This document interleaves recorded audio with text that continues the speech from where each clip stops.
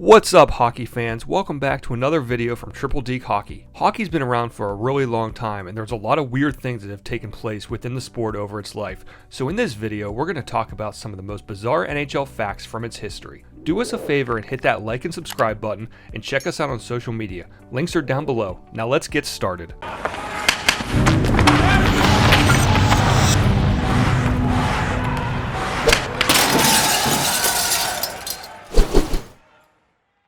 Contrary to what many people think, hockey has roots buried deep in history, as historical records show a crude form of the game being played in Egypt up to 4,000 years ago, but the modern game of hockey as we know it today is believed to have originated in the eastern provinces of Canada in the early 19th century. The first official hockey game was played in 1875 in Montreal, but the first organized league, the Amateur Hockey Association of Canada, wasn't formed until 1886, and the first Stanley Cup was awarded in 1892 to the Montreal Amateur Athletic Association.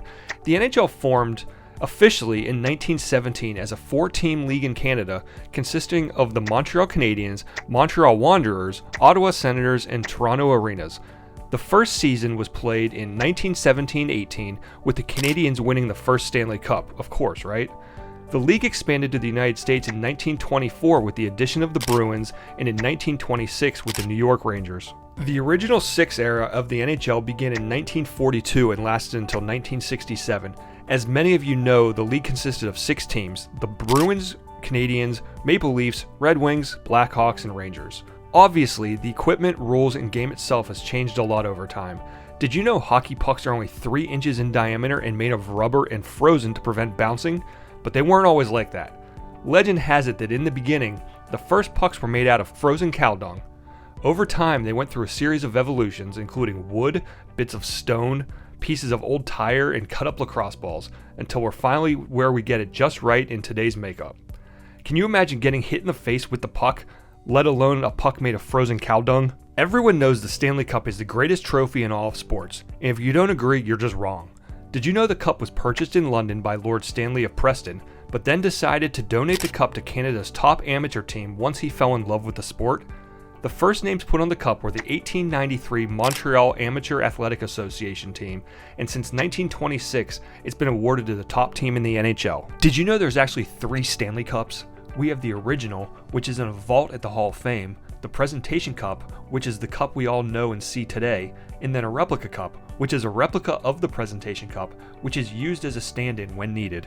As you know, the cup goes to the players first. They put their blood, sweat, and tears into their livelihood in hopes of lifting it one day, which is also why players cherish their day with it so much. That tradition began in 1995 when the Devils won the cup, and they decided to give it to each player and front office member a day with it.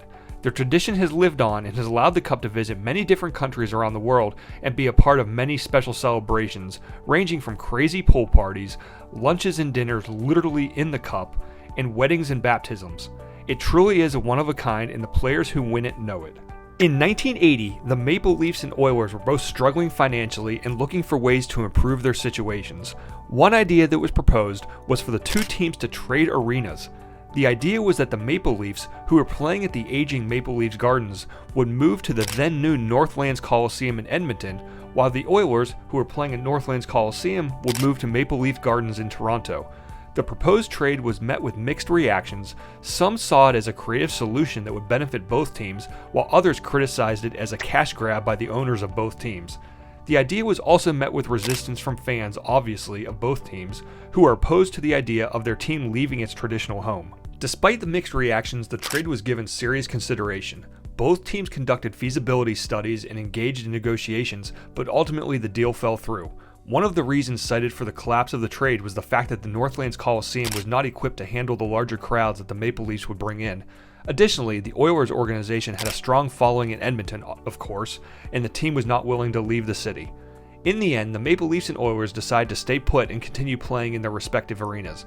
The Maple Leafs continued to play at Maple Leaf Gardens until 1999 when they moved to the Air Canada Centre, and the Oilers have played at their current arena, Rogers Place, since 2016. Next up, we have the story of Penguin Pete. In the 1960s, Jack McGregor, the owner of the Pittsburgh Penguins, wanted to shake things up a bit.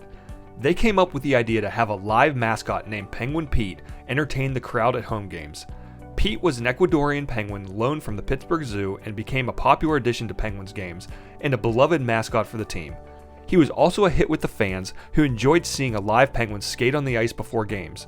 The penguin was trained by the staff of the Pittsburgh Zoo and was kept in a special area behind the scenes during games. The team even had custom-made CCM skates made to fit him. Despite, however, his popularity, Penguin Pete's tenure as a live mascot was short-lived. He developed pneumonia during his time with the team and was sent back to the zoo, where he unfortunately died shortly thereafter. The use of live animals as mascots in sports came under increasing scrutiny late in the 1960s, and by the end of the decade, many teams had abandoned the practice. The Penguins were no exception, and they retired the idea of the live penguin after a few seasons. Did you know the name Sharks wasn't the first option for the new team in San Jose? When the franchise was awarded to the city back in the early 90s, the ownership committee went through quite a process in finding the right name. A former Sharks employee said they had apparently 6 different criteria that the name had to meet, so the owners held a fan contest that received more than 1,000 different entries, including names like Rubber Puckies, Screaming Squids, Salty Dogs, and the fan favorite and winning entry, the Blades. However, the owners went with the Sharks instead, as they felt the Blades could have a possible gang implication. I honestly have never minded the name Sharks or the jerseys they worn, but how cool would it be if they ever came out with a Screaming Squids retro jersey? Roger Neilson was a character. He spent over 2 decades coaching and was seemingly always involved in something, looking for ways to exploit the roles to his team's advantage. During his time in the league, he forced the NHL into making multiple rule changes to close the loopholes he found. As Neilson studied the rulebook, he realized there was no rule on the type of player to defend a penalty shot, so Neilson attempted to use a defender instead of a goalie, as he thought the versatility of a defenseman was a better option in one-on-one situations. The NHL quickly updated this rule to require a goalie be in net and not be allowed to leave the crease until the shooter touches the puck. The next rule he tried to exploit had to do with pulling his goalie. He'd pull the goalie, but have the goalie leave his stick across the goal line to block the net from sliding pucks. It's pretty inventive and pretty funny when you think about it, but the NHL didn't think so, and added a rule awarding the shooting team a goal if the team tried this. During one particular game, he was down 2 men on a 5-on-3 during the last minute of the game. He realized that no more penalties could be served under the current rules, so every 10 seconds he intentionally put another player on the ice, taking another too many men penalty. The referees kept stopping play for a face-off, essentially not allowing the attacking team to attack. Once the NHL caught wind of this, they changed the rule to grant the team a penalty shot if the other team deliberately stops play in the final 2 minutes of the game or overtime. Overall, a pretty inventive and creative thinking on Neilson's part. I think this fact might be my favorite, and I'm sure there's no way it could actually happen today, but it's absolutely incredible that it even happened back in the 70s. In 1974, the NHL draft was held behind closed doors, and the NHL tried their best to keep draft picks a secret to protect them from the WHA sniping them. So Sabres owner Punch Imlach pulled off one of the craziest pranks ever. As the draft was slowly progressing, in the 11th round the Sabres announced that they were drafting Taro Sugimoto, a prodigy from Japan playing for the Tokyo Katanas of the Japanese Ice Hockey League. Since the league didn't know any better, they went on with it and made it official. The problem is, Sugimoto wasn't a real player and the Katanas weren't even a real team. It wasn't until a few weeks later the NHL realized what had happened, so they eventually changed the pick to invalid in the official records. And there you have it, hockey fans, some random NHL facts for your brain. I hope you learned something about this wonderful game of hockey while watching the video and can appreciate the creativity of some of the past players and people involved in the game. As always, do us a solid and hit that like and subscribe button, and if you have any other random facts, leave them in the comments below. We'd love to hear them. And remember, it's a great day for hockey.